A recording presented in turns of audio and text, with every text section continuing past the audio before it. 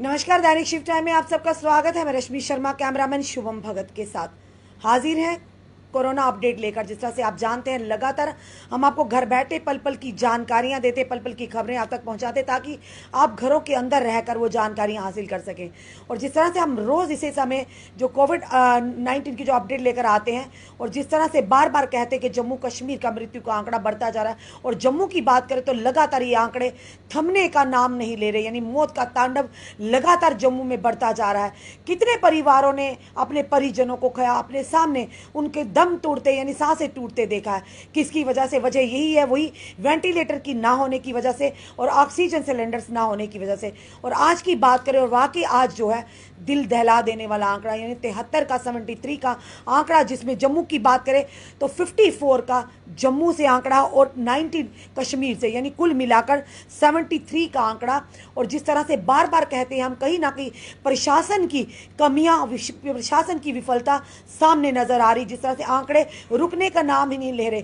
बड़े बड़े दिग्गज नेता हॉस्पिटल्स में चक्कर तो लगाते हैं, जिस तरह से, क्योंकि लगातार आंकड़ों का बढ़ना कहीं ना कहीं ये करेंगे, चुनौतियां सामने आन खड़ी हुई। यानी कि 54 का कहाँ 10, 20, 30, 40, 50, 60 और आज 70 का आंकड़ा भी पार हो चुका। कश्मीर की बात करें तो कश्मीर से भी मृत्यु का आंकड़ा कम आ रहा है, और पर जम्मू की बात करें लगातार आंकड़े ये थमने का नाम ही नहीं ले।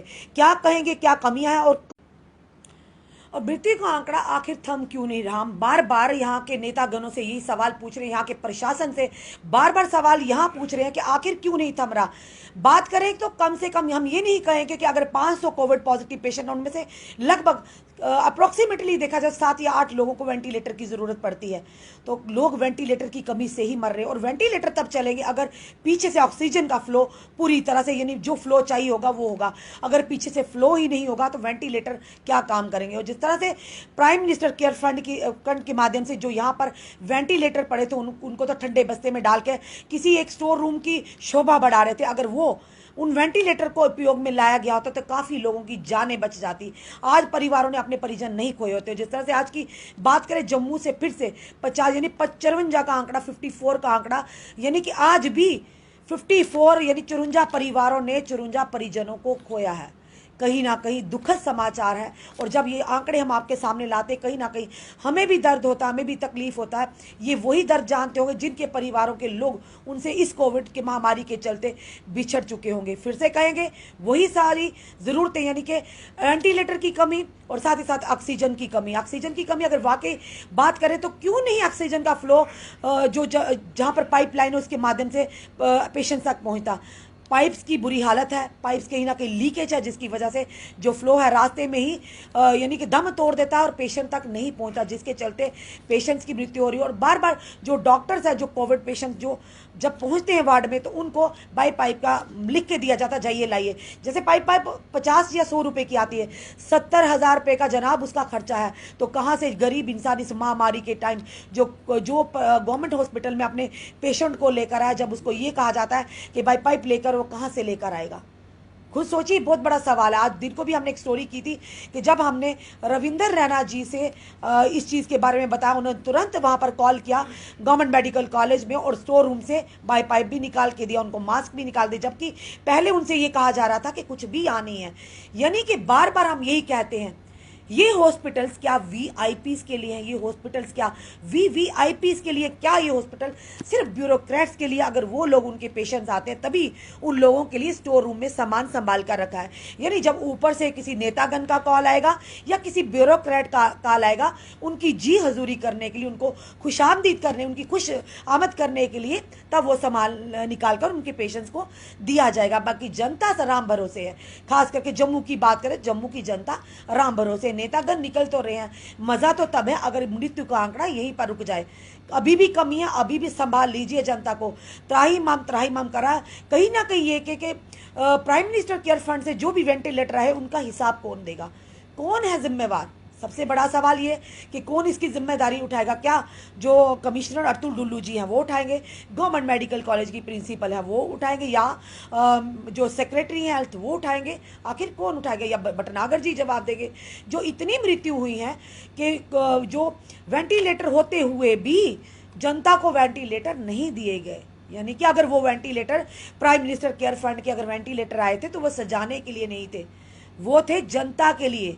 काश वो वेंटिलेटर काम में आते। आज दिन ब दिन जो आंकड़ा जिस तरह से बढ़ता जा रहा, वो आंकड़ा वहीं थम जाता, कई लोगों की सांसें बच जाती। कौन रोक लगाएगा, कौन थाम लगाएगा? साफ तौर पर प्रशासन की नाकामी और नालायकी यहाँ समझ आ रही है। और बार बार ये कहा जाता है कि शायद मीडिया बदनाम करने की कोशिश करता है, शायद मीडिया रेपुटेशन को ख़राब करने की। जनाब, मीडिया कर्मी भी इसी जम्मू कश्मीर का हिस्सा है, वो भी इस जम्मू के वासी हैं।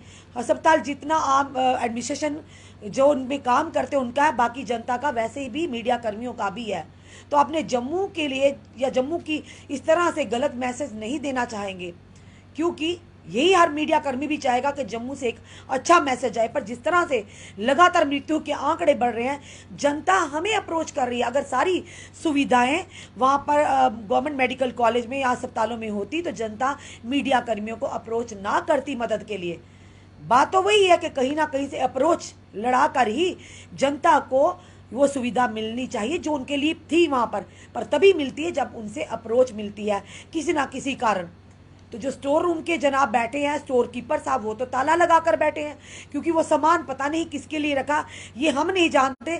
पर हम अपने यहाँ के लेफ्टिनेंट गवर्नर मनोज सिन्हा जी से और यहाँ के जो हमारे अतुल डुल्लू हेल्थ कमिश्नर भटनागर साहब से, चीफ सेक्रेटरी साहब से यही निवेदन करेंगे कि आप प्लीज़ नॉर्मल एक गाड़ी में जाइए, अपनी बड़ी बड़ी गाड़ियों में मत जाइए, क्योंकि जब आप जाते हैं पहले ही आह्वान हो चुके होते हो और पहले ही वैसा सिस्टम कर दिया जाता है जो सिस्टम आप देखना चाहते हैं या जो सिस्टम आपको दिखाने के लिए वो लोग बैठे होते हैं कि बिल्कुल सारी सुविधाएं मिल रही है, बिल्कुल साफ सफाई है, सब कुछ मिल रहा है और वहाँ का जो पेशेंट है वो भी खुश है, उनके अटेंडेंट भी खुश है। बिल्कुल भी ऐसा नहीं। अगर जाना है तो रातों को जाइए, सरप्राइज विजिट करिए कि जो डॉक्टर्स या वो जो स्टाफ है वहाँ वो किस तरह से पेशेंट से पेश आ रहा है और कौन कौन नहीं आ रहा है। यानी सीनियर डॉक्टर, बार बार यही शिकायत आ रही थी कि कोविड वार्ड में कोई भी सीनियर डॉक्टर आकर राजी नहीं है। क्या कारण था? क्योंकि मे बी जो पीजी स्टूडेंट्स हैं, बाकी जो स्टाफ है उनको वहाँ पर भेज दिया जाता है, जूनियर्स को यानी पीजी स्टूडेंट्स को। क्या उनको खतरा नहीं है? कोई भी अगर इदारा हो वहाँ पर जब तक सीनियर का हाथ ना हो तब तक जूनियर्स उनका काम जो अच्छा नहीं किया जाता, यानी कहीं ना कहीं उनको गाइडेंस की ज़रूरत होती है। तो क्यों नहीं सीनियर डॉक्टर्स कोविड वार्ड में विजिट करते? क्यों नहीं सीनियर डॉक्टर इस चीज़ को लेकर सीरियस है? सबसे बड़ा सवाल ये है, कोई दो राय नहीं, हमारे जो पैरामेडिकल स्टाफ है, डॉक्टर है, अच्छा काम भी कर रहे हैं, पर वहीं दूसरी तरफ लोगों की शिकायत है, पेशेंट्स की शिकायत है कि सीनियर डॉक्टर्स वार्ड में नहीं आते, उनको एंटरटेन नहीं करते। और साथ ही साथ जब भी पेशेंट डॉक्टर से वहाँ के जो सीएम हो या बाकी स्टाफ उनसे बात करने की कोशिश किया जाता तो उनको इग्नोर किया जाता। यानी जो सुविधा उनको देनी, भाई कभी उनको एक रूम में, कभी फर्स्ट फ्लोर में, कभी थर्ड फ्लोर में उनको ऐसे ही दौड़ाया जाता है। और आज दिन को जो हमने खबर बताई थी, उनको सिलेंडर तो ऑक्सीजन के दिए गए थे, जो ही सिलेंडर लेकर वो अभी लिफ्ट में गए तो पहला सिलेंडर खत्म, दूसरी लिफ्ट से लेकर दूसरी फ्लोर तक पहुंचे तो वहाँ दूसरा सिलेंडर खत्म। यानी इस हालात है, इस तरह के हालात हैं गवर्नमेंट मेडिकल कॉलेज के अंदर के। ज़रूरत है व्यवस्था को ठीक करने के लिए और मीडिया का काम यह है चापलूसी करना नहीं। जो तथ्य होंगे उन्हीं तथ्यों के आधारों पर हम अपनी जनता की बात प्रशासन और सरकार तक लाने की कोशिश करेंगे। किसी को परेशानी है तो होती रहे, हम अपनी जनता की जहाँ हित की बात होगी बेबाकी से कहेंगे प्रशासन और सरकार तक भी। और जहाँ पर प्रशासन की नाकामियाँ होंगी वो भी सामने लाने से चूकेंगे नहीं, क्योंकि ये सवाल है हमारी जनता का, हमारी जनता की जिंदगी का सवाल है। और जिस तरह से हमने आपको बताया कि आज फिर से 73 का आंकड़ा है, यानी 54 का आंकड़ा जम्मू से और 19 का आंकड़ा कश्मीर से। लगातार जम्मू से आंकड़े बढ़ते जा रहे हैं। कैसे थमेगा ये आंकड़ा? ये सोचना है प्रशासन को और ये सोचना है सरकार को। कुछ भी करिए पर इस आंकड़े को रोकिए, नहीं तो जनता जो है, जनता आने वाले समय में जवाब अच्छी भाली भांति आपसे मांगेगी भी और जवाब देगी भी। और फिर से कहेंगे, आज के जो केसेस की बात है 3344 केसेस, यानी 3344, 3344 केसेस जम्मू कश्मीर यूटी से। और जम्मू की बात करें 1418 केसेस जम्मू से, और कश्मीर से बात करें 1926 केसेस कश्मीर डिवीजन से, यानी 3344 केसेस। और बात करें कि कश्मीर से आंकड़े भले ही पॉजिटिव केसेस के ज़्यादा है पर मृत्यु का आंकड़ा कम है, और जम्मू से भले ही आंकड़े पॉजिटिव केसेस के कम है पर मृत्यु का आंकड़ा बढ़ता जा रहा है। कहीं ना कहीं कमियां तो साफ नजर आ रही। कश्मीर की बात करें तो हम ये कहेंगे कश्मीर की जो स्वास्थ्य व्यवस्था है उनको हम फिर से कहेंगे बहुत बढ़िया और सराहनीय कार्य करें, यानी कि आपका मृत्यु का आंकड़ा कम होता जा रहा है और बहुत ही खुशखबरी की बात है। और उम्मीद करते हैं जम्मू में भी इस तरह से आंकड़े कम होते जाएं। और सबसे बड़ी बात बार बार हम अपनी जनता से कहेंगे कि जिस तरह से कोरोना लॉकडाउन तो किया गया है, सब कुछ किया गया है, पर मृत्यु का आंकड़ा क्यों नहीं रोका गया? सबसे बड़ी बात, इस पर काम करने की जरूरत है। लोग दे रहे हैं, योगदान भी दे रहे हैं। और फिर से आप बताना चाहेंगे हम आपको, अपनी जनता को, कि डिस्ट्रिक्ट वाइज कितने कितने केसेस हैं ये भी बताना चाहेंगे। और जम्मू की आज बात करेंगे हम आपको, जम्मू डिवीजन की पूरी आप डिस्ट्रिक्ट की जो 10 डिस्ट्रिक्ट हैं उनके आपको बताएंगे कितने केसेस है। जम्मू की बात करें 613 केसेस, उधमपुर की बात करें 228 केसेस, राजौरी की बात करें 106 केसेस, डोडा की बात करें 90 केसेस, कठुआ की बात करें 115 केसेस, और सांबा की बात करें 89 यानी कि 90 केसेस, और साथ ही किश्तवाड़ की बात करें 27 केसेस, और साथ ही साथ बात करें पुंछ की 56 केसेस, रामबन की बात करें 43 केसेस, और रियासी की बात करें 51 यानी 51 केसेस। कुल मिलाकर 1418 केसेस जम्मू डिवीजन से। और साथ ही साथ कश्मीर की बात करें तो कश्मीर डिवीजन से श्रीनगर की बात करें 495 केसेस, बारामूला की बात करें 118 केसेस, रामबन की बात करें, बडगाम की बात करें 376 केसेस, और साथ ही पुलवामा की बात करें 145 केसेस, कुपवाड़ा की बात करें 124 केसेस, अनंतनाग की बात करें 228 केसेस, और साथ ही बांडीपुरा की बात करें 137 केसेस, गांदरबल की बात करें 82 केसेस, कुलगाम की बात करें 164 केसेस, शोपियां की बात करें 57 केसेस, यानी कुल मिलाकर 1926 केसेस। और जम्मू कश्मीर डिवीजन की बात करें 3344 का आंकड़ा, यानी बहुत बड़ा आंकड़ा जम्मू कश्मीर से लगातार। और जम्मू से मृत्यु का आंकड़ा थम नहीं रहा है। हम अपने यहाँ के नेतागणों से भी यही रिक्वेस्ट करते हैं, चाहे पक्ष के हों चाहे विपक्ष के हों, एक प्लेटफॉर्म पर आइए, छोड़िए इस राजनीति को, सबसे पहले देखिए जम्मू की जनता को बचाने में क्या प्रयास कर रहे हैं आप, और क्या प्रावधान किए जा रहे हैं। लगातार लोग हमें कांटेक्ट कर रहे हैं क्योंकि जिस तरह से उनकी ऑक्सीजन सेचुरेशन डिप होती जा रही है, पर जब डॉक्टरों को बोले वो लोग ध्यान ही नहीं दे पाते। अगर कोई बाई पाइप का इंतजाम भी कर सकता है, उसको लगाने के लिए उनको 10 बार चक्कर लगाने पड़ते हैं। और कम से कम डॉक्टर्स के ऊपर जो विश्वास है वो कायम रखिए, बार बार अपनी जनता से यही कहेंगे कि, और साथ ही साथ कहेंगे कि जिस तरह से हम आपको लगातार अपनी जनता को बताते जा रहे हैं की ओर से कहा जा रहा है कि जो जिनको 45 प्लस के जो डोज है, फर्स्ट और सेकंड जिनको लग चुकी है या फर्स्ट लगनी है वो जाकर लगाएं। और सेंटर भी किए गए, पर कुछ लोगों की शिकायतें भी आ रही हैं कि उनको इग्नोर किया जा रहा है। यानी जैसे पहले था कि 45 डेज के बाद जो प्रावधान था कि आप जाकर सेकेंड डोज ले सकते हैं, अब जो प्रावधान है वो 3 महीने तक, यानी कि वो व्यक्ति जो 45 डेज का उन्होंने जो पीरियड है वो 3 महीने का करे, यानी 3 महीने तक वो व्यक्ति वेट करता रहेगा, यानी वो असुरक्षित है। जब तक दूसरी डोज नहीं लगेगा वो सुरक्षित किस तरह से महसूस करेगा। यानी जनता में अभी भी परेशानियां, पैनिक है इसी को लेकर कि कहीं ना कहीं नए प्रावधान निकाले जा रहे हैं।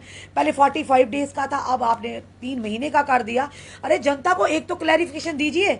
और जनता को क्यों समझ में डाल रहे हैं? लोग परेशान हैं और लोग ये सोच रहे हैं, कई जगह ये सोच रहे हैं कि वैक्सीन नहीं लग रही, कि ये लोग ये सोच रहे वैक्सीन लग रही है। मे बी क्या कोई टाइम या तिथि बताई जाएगी, सेंटर बेशक बनाएंगे, पर कई लोग अभी भी इस चीज़ से अवगत नहीं है। और कहीं ना कहीं प्रशासन को इसके द्वारा यानी कि सीरियस होने का सीरियस मैटर है कि आप सोशल मीडिया के माध्यम से ऑफिशियली ऐसे यानी कि ऐसी कोई नोटिस निकाले, ऐसी लेटर्स निकाले जिस पर साफ तौर पर लिखा जाए कि जिस तरह से संडे को कहा गया था कि लग रही है वैक्सीन, पर कुछ लोगों की हमें शिकायतें आ रही हैं कि नहीं लग रही हैं। तो खुद बताइए कहाँ पर क्लैरिफिकेशन, कौन कैसे क्लैरिफिकेशन देगा कि अभी भी लोग परेशान हैं जो 45 प्लस के हैं। 18 और 44 साल की तो बात ही छोड़िए, वो लोग तो चक्कर लगा के सेंटर के थक हार गए। अगर वैक्सीनेशन नहीं थी तो आपने इतने बड़े बड़े होर्डिंग, इतनी बड़ी बड़ी आपने जो रिंग टोन्स रखी थी कि लगाइए, सबको लगाना है, तो लोग तैयार भी हो गए। क्योंकि कहीं ना कहीं जनता को जो भी चीज़ें लानी है, जो भी आदेश लाने हैं, सबसे पहले पब्लिक डोमेन में लाना बहुत ही अनिवार्य हो जाता है। और जनता मानती भी है, पर आप लोग प्रशासन बिल्कुल भी कहीं भी क्लैरिफिकेशन नहीं दे पाता कि आखिर किस वजह से है। जी लग रहे हैं, बड़े बड़े भाषण दिए जा रहे हैं कि लग रहे हैं वैक्सीन लग रही है, पर जब हम सेंटरों में जाकर देखते हैं ताले लगे होते हैं और बड़े बड़े नोटिस भी लगे होते हैं कि non availability of vaccination, that's why कि ये सेंटर को क्लोज किया गया। तो खुद बताइए, आम जनता जो युवा पीढ़ी है, जो वो भी चाहते हैं इंजेक्शन लगे और कहीं ना कहीं सिक्योर हो। आप लोगों के दावे है कि वैक्सीन लगाइए, हर एक को वैक्सीन लगानी है। अब आपके दावे कहाँ हैं, कितने खोखले हैं, ये तो आप ही जानते हैं और जनता भी जानती है। सरकार ने रिंगटोन रखी, सब कुछ रखा, अरे उस पर पूरा तो उतरिए। 6.6 करोड़ की मेडिसिन यानी जो डोजेज थी वो बाहर देशों में भेजी गई। काश वो डोजेज अपने देश में सबसे पहले विधि होती तो आज हमारी जनता इस तरह से मर नहीं होती रही होती। चाहे हम मुंबई की बात करें, दिल्ली की बात करें, जम्मू कश्मीर की बात करें, यानी घर में नहीं दाने तो अम्मा चली भुनाने, ये बड़े बुजुर्गों की कहावत है। और कहीं ना कहीं ये कहावत भी सही है, यानी अपने घर में खाने को रोटी नहीं और बाहर जाके आप बांट रहे हो। और सबसे बड़ी बात है, कहीं ना कहीं जनता के अंदर परेशानियां हैं। प्रशासन सरकार पर एक विश्वास था, वो विश्वास जो इस तरह समय की जो कारकर्दगी सामने आ रही, साफ तौर पर टूटते नजर आ रही है। आप अपने सुझाव जरूर दीजिए और कमेंट बॉक्स में कमेंट जरूर कीजिए, ताकि आपके सुझाव के माध्यम से हम आपकी बात प्रशासन और सरकार तक लाने की कोशिश भी करेंगे। फिर से कहेंगे, एक बहुत बड़ा आंकड़ा आज का 54 का आंकड़ा जम्मू डिवीजन से, उन परिवारों के साथ यही कहेंगे, उनके साथ पूरी संवेदना रखते हैं, हमदर्दी रखते हैं और ये प्रार्थना करते हैं कि जो लोग जिनके घरों के परिजन उनसे दूर हो चुके, इस दुनिया से जा चुके हैं, उनको इस गम से उभरने की शक्ति दे और उनको यानी कि ये पेशेंस दे, और साथ ही साथ जो लोग इस दुनिया से जा चुके हैं उनकी आत्मा को शांति दे। तो जुड़े रहिए ऐसे हमारे साथ अगले अपडेट के लिए। गुड नाइट, शब्बा खैर, शुभ रात्रि, जय हिंद, जय भारत।